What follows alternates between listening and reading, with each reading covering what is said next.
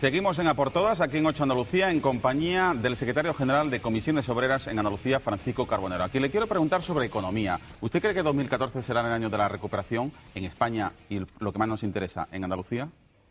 Habría que preguntarle recuperar qué, porque claro,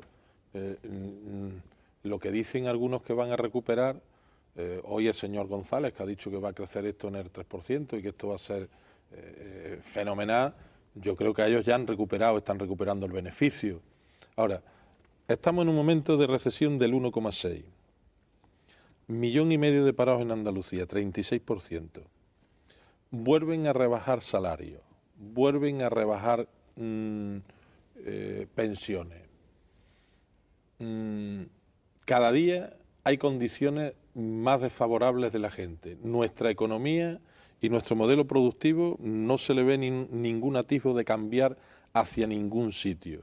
¿Dónde se van a colocar los miles de jóvenes que han estudiado y que ahora lo que han estudiado no tiene encaje en el modelo productivo?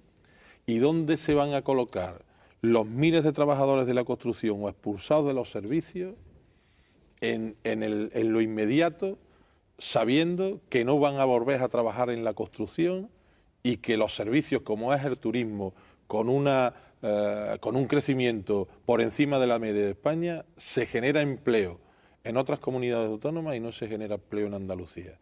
Luego, ¿cuándo vamos los ciudadanos a ver ese crecimiento? Pues yo creo que van a tardar años. Por tanto, usted no comparte el optimismo de analistas económicos de Unicaja, de Funca, del propio BBVA, de los expertos del BBVA. Bueno, seguramente en las cifras macroeconómicas podrán atisbar que habrá crecimiento. Pero los ciudadanos de pie de calle no lo van a ver, ¿no? Los que vivimos el drama diariamente de la calle no se ve ni por asomo. O sea, no vas a una provincia de Andalucía que no te encuentres que hay algunas de las pocas empresas que están quedando que no esté proponiendo ajustes. Allá estuvo en Granada y plantea ajustes Puleva con beneficios. Y Dul, que la han comprado a Sardo, resulta de que plantea despedir casi la mitad de la plantilla y así sucesivamente. Entonces, yo no veo que el crecimiento esté cerca.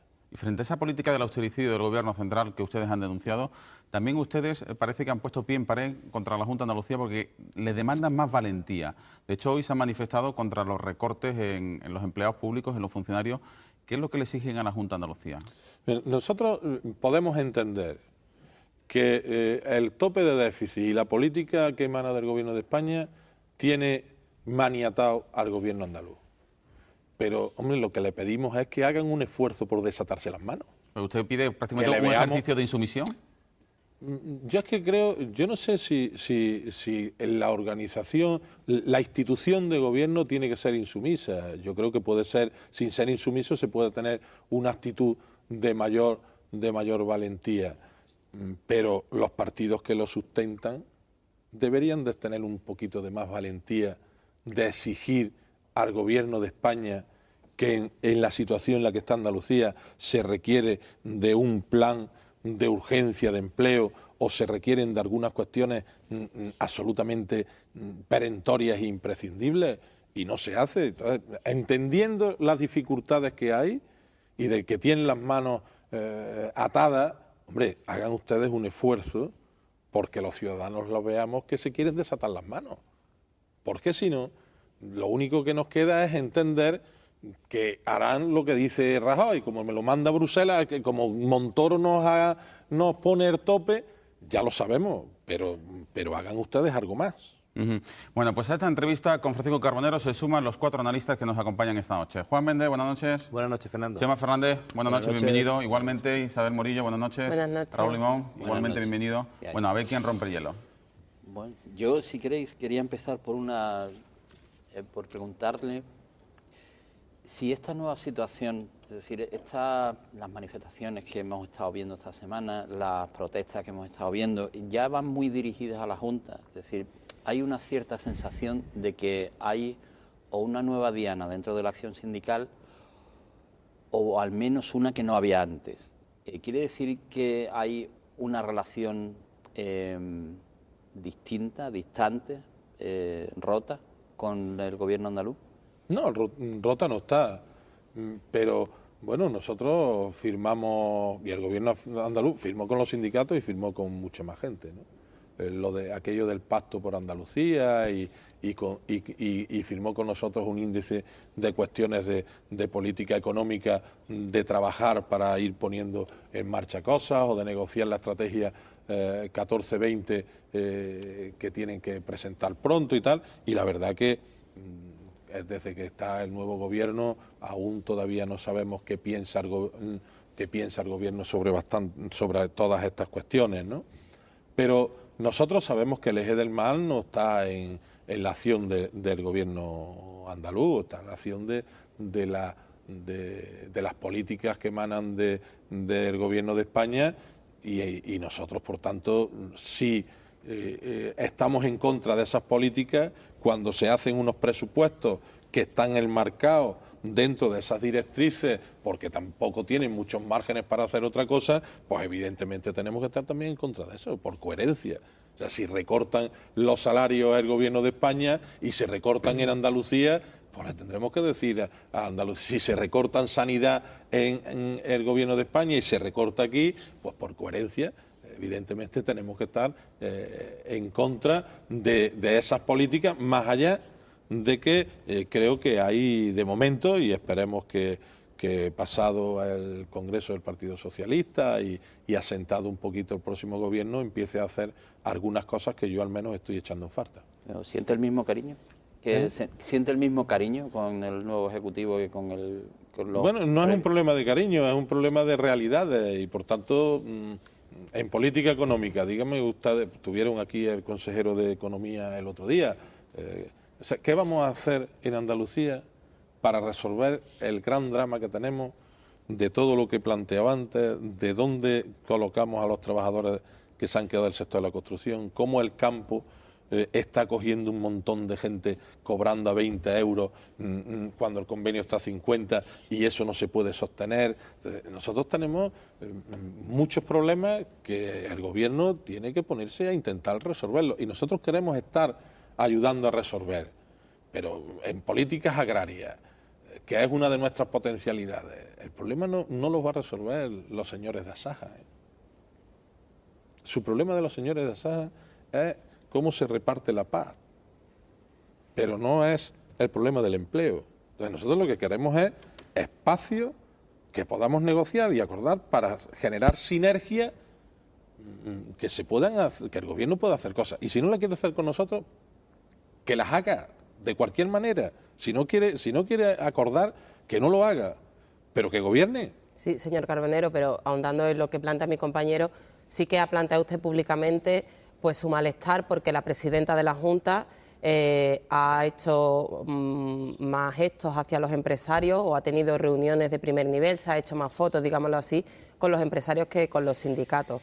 Eso sí lo ha hecho usted públicamente, se lo ha reprochado y hay un malestar. Y también me gustaría saber si ese supuesto distanciamiento entre los sindicatos y el actual gobierno andaluz tiene algo que ver con el presunto caso de desvío de fondos públicos que se está investigando con el sindicato UGT y que no nos acabamos de aclarar de si Comisiones Obreras tiene abierto un expediente o no. Hace una semana el consejero de la Presidencia dijo que también se iban a revisar de oficio los documentos de comisiones, hoy parece ser que han dicho que no. Me gustaría saber si ustedes están analizando esa factura, si descarta absolutamente que haya algún tipo de situación similar a la que se está destapando con UGT, no sé.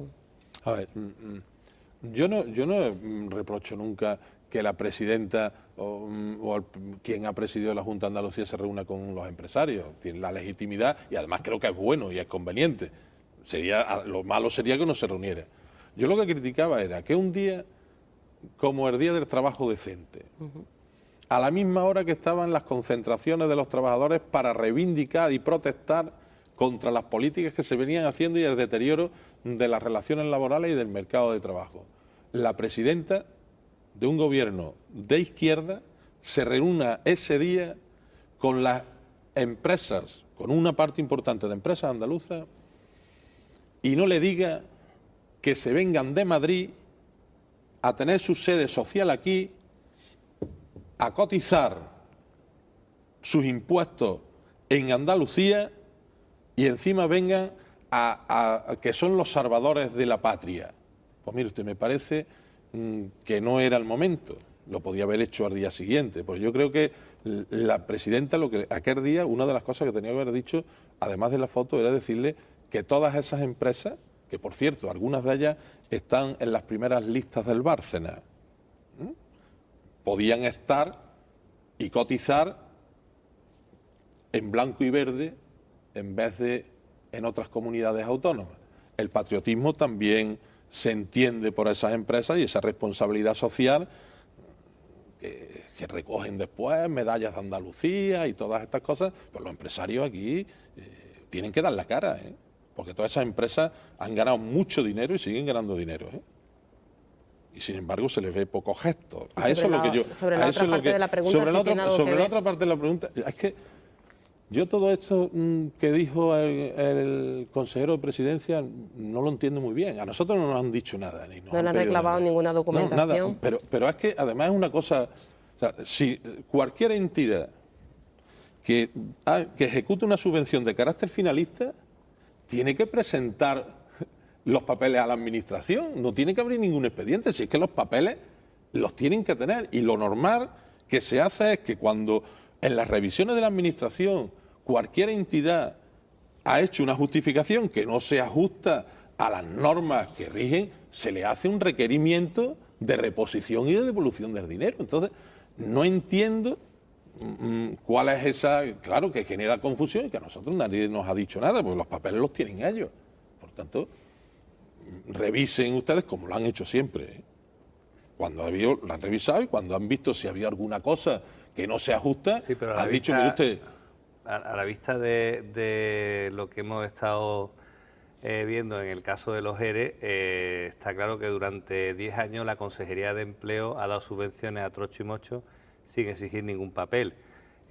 Hoy, sin ir más lejos, se hablaba de 4 subvenciones o ayudas directas a 4 empresas por valor de casi 1 millón de euros, en la que no existía el procedimiento, no existía la petición, vamos, se daba la subvención antes de que la empresa incluso la solicitara. O sea, que entiendo que lo normal sería que la Administración tuviera los papeles de comisiones de UGT y pudiera revisarlos, quizás por el funcionamiento tan anómalo que ha tenido la Junta en estos años, en esa consejería en concreto, sea por lo que se ha abierto esa investigación, ¿no?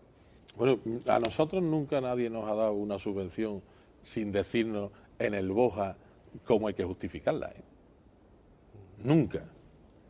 Y nosotros no nos hemos visto nunca impunes para que no nos vieran los papeles, porque nosotros somos muy cortitos de familia y por tanto, cuando se es huérfano, uno quiere hacer las cosas para que no haya dudas de cómo las hace. Eso no quiere decir que no podamos habernos equivocado, no digo yo que seamos perfectos, pero si se han dado ayudas a empresas,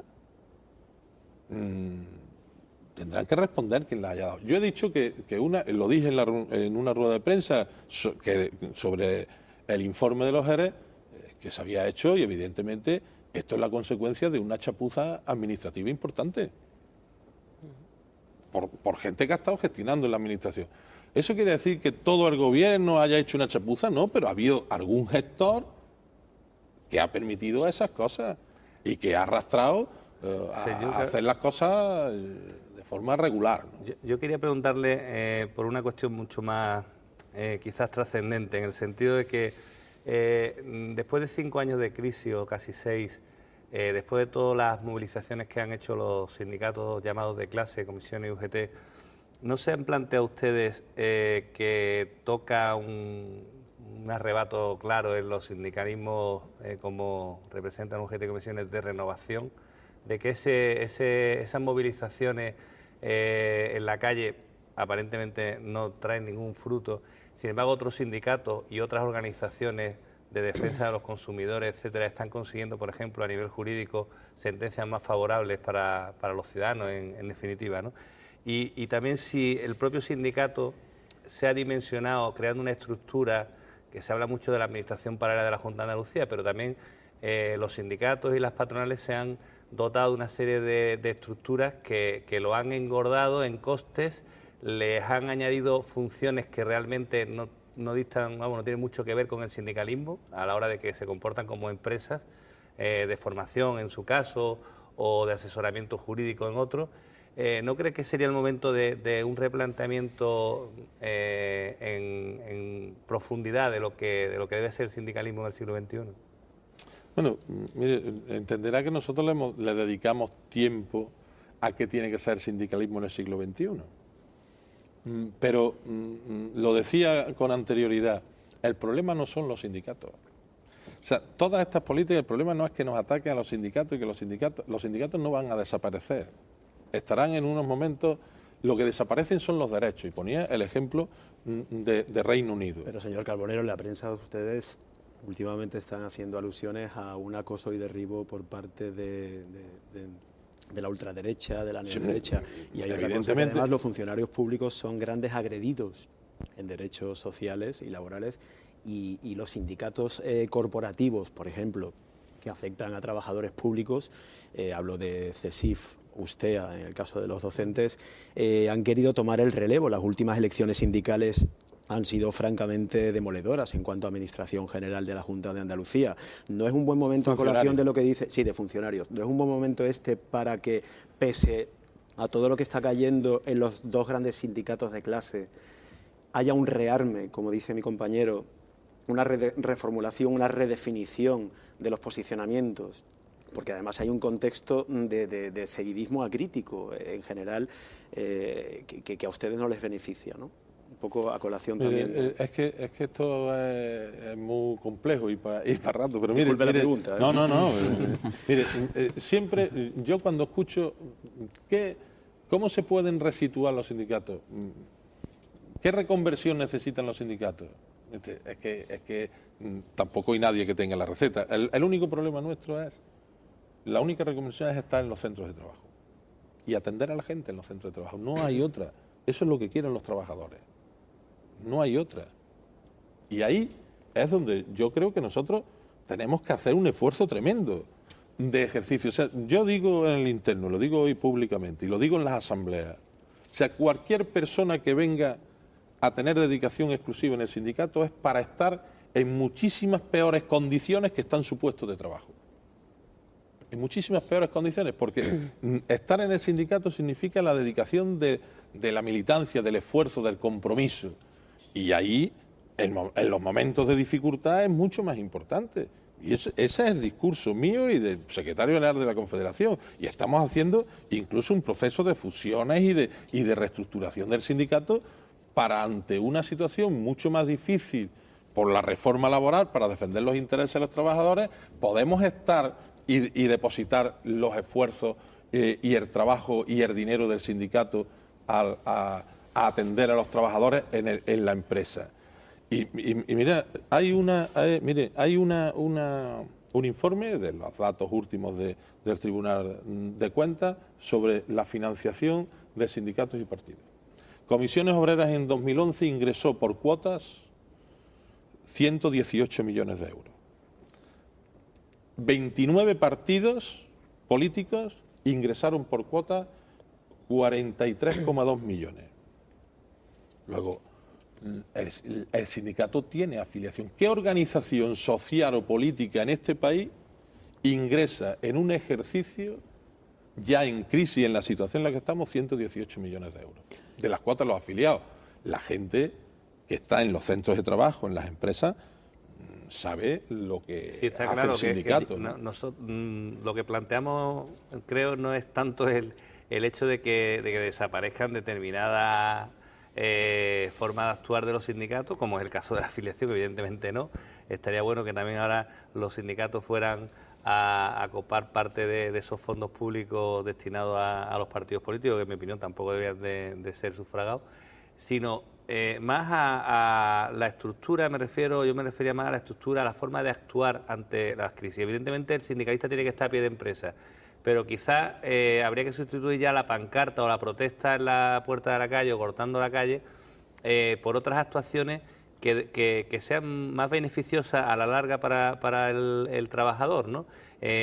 Y sobre todo porque muchas veces en los últimos meses al menos hemos estado viendo en determinados conflictos que los sindicatos han intentado más paliar la situación de crisis en cuanto a que el trabajador será un pelín más beneficiado económicamente a realmente defender la continuidad de una empresa o de esos puestos de trabajo. O sea, se ha jugado un poco al mal menor, ¿no? Digamos, ¿no?